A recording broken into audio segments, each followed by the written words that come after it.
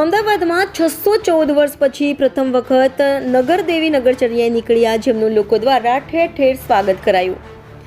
અમદાવાદના મધ્યમાં આવેલા માતા ભદ્રકાળીનું પ્રાચીન મંદિર અનેક આસ્થાઓ ધરાવે છે. 614 વર્ષ બાદ સૌપ્રથમવાર અમદાવાદના નગરદેવીમાં ભદ્રકાળી નગર યાત્રા નીકળ્યા, જેમાં મોટી સંખ્યામાં માઈ ભક્તોએ ભાગ લીધો હતો. રાજ્યના મંત્રી જગદીશ પંચાલ અને મેયર પ્રતિભા જૈન દ્વારા પહિંદ વિનંતી કરી રથનું પ્રસ્થાન કરવામાં આવ્યું હતું. 6.25 કિલોમીટરની લાંબી નગર યાત્રામાં મોટી સંખ્યામાં માઈ ભક્તો જોડાયા હતા અને વિવિધ જગ્યાઓ પર તેનું ભવ્ય સ્વાગત પણ કરવામાં આવ્યું હતું. અમદાવાદ શહેર પોલીસ દ્વારા માતાજીને ગાડો કોનર આપી ઢોલ નગારા, શરણાઈ, ધજા અને ખુલ્લી જીપ અને વાહનો સાથે નગરજનો રથ સાથે આગળ વધ્યા હતા. નગર દેવીની નગર યાત્રામાં અનેક અખાડાઓ પણ જોડાયા હતા. વહેલી સવારે માતાજીની યાત્રાનું પ્રસ્થાન કરાવ્યું.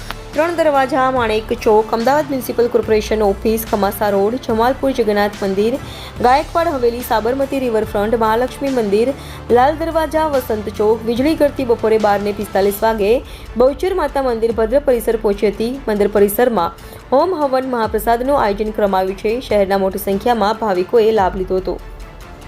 Reporter Sanjeev Rajput, India 24 news, Ahmedabad.